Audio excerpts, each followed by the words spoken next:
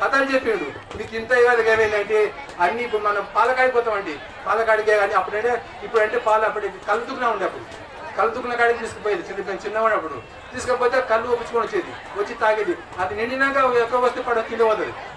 మనం ఇప్పుడు ఏం చేస్తామంటే పాలు తుకున్న కాడికి పోతాం, పాల మిల్క్ సెంటర్స్ ఉన్నాయి, వాటికి పోయి గిలాస్ అన్న చెంబో తీసుకపోతే దాన్ని నిండా పోస్తాడు. ఇంకా పోస్తాడంటే ఏమవుతుంది కింద పోతాయి. అందుకొరకు అట్లా మీ పాటలు కూడా మీరు ఇంటికాడ చేసే పాత్ర కూడా నిండిపోయినాయి. శ్లోకాలు విన్నారు, భజనలు చేసినారు, మంత్రాలు విన్నారు, కథలు విన్నారు, నిండిపోయింది. ఇంకేమైనా పట్టదా? ఇంకేమైనా పట్టేటప్పుడు చెప్తాం, లేకపోతే సాలు వీటి నిండిపోయింది కింద పట్టాలంటే వద్దు. అందుకొరకు గజేంద్ర మోక్షంలో ఏంటంటే గజేంద్ర మోక్షం కథ కావాల్సి ఒకరోజు మనం భాగవత సప్తాహం పెట్టుకుంటే మీరు అందరు వింటామంటే దానికి మేము బాధ్యత వహించి భాగవత సప్తాహం అని 7 రోజులు 3 రోజులు ఒక్క రోజైనా పెట్టిస్తాం. భాగవతం ఏముంటుందంటే భాగవతం అంటే మనం భాగవతం ఉన్నాం అన్నట్టు. అందుకనకు అండ ఒక పద్యం అన్నమాట.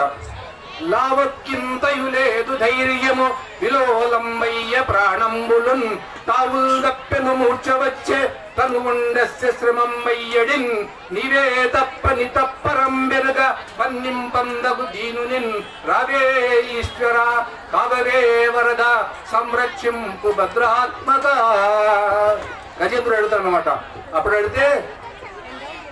అడుగుతాడు అప్పుడు ఏమంటారంటే అప్పుడు ఈయన ప్రార్థన చేస్తాడు, దేవుడిని ప్రార్థన చేస్తే ఏం చేస్తాడంటే అప్పుడు విష్ణువు వైకుంఠంలో ఉంటాడు, దేవుడు అంటాడు వైకుంఠంలో కైలాసంలో ఉంటాడు. అట్లా ఈయన ప్రార్థన చేస్తే అప్పుడు ఏడున్నాయంటే అలవైకుంఠపురంబులో నగరులో నామూల సౌతంబులో దాపల మందాకి విరంతరామృత సర ప్రాంతేందు కాంతోపలన్ గుదాజిల్లుతున్న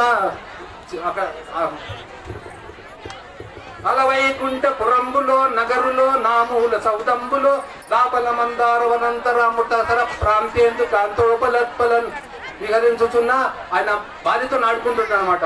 అప్పుడు ఎదురైపోతున్నాడు. అప్పుడు ఈయన భక్తుడు చెప్తే ఆ మాట విని ఆయన చెప్పడన్నమాట.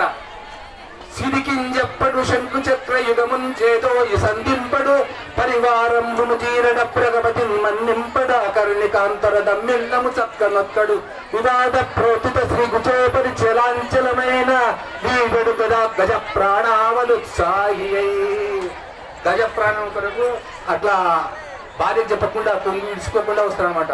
అంటే దీనికి అందరు లేచిపోతున్నారు, ఎక్కువ టైం తీసుకుంటే బాగుంటుంది, వద్దు ఎక్కువ చెప్తే అంటే బాగుండదు, లడ్డు కూడా ఎక్కువ తింటే తీసుకొస్తుంది, కడుపుని వస్తుంది. అందుకని మనం భగవన్నామని ఎట్లా అయినా కానీ లడ్డు, మైసూరుపాకు, పేడ, పరమానం ఏం చేసినా అంటే చక్కెర ఉంటుంది.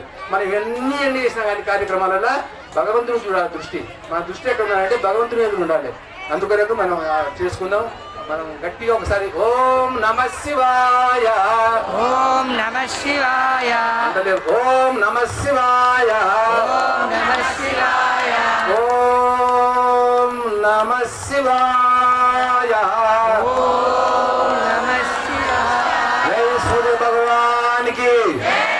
మన కార్యక్రమంలో పాల్గొన్న భక్తులందరికీ, వచ్చిన భక్తులందరికీ, బ్రాహ్మణులందరికీ, సహకరించిన ధర్మదాతలందరికీ పార్వతీపతే హర హర మహాదేవ.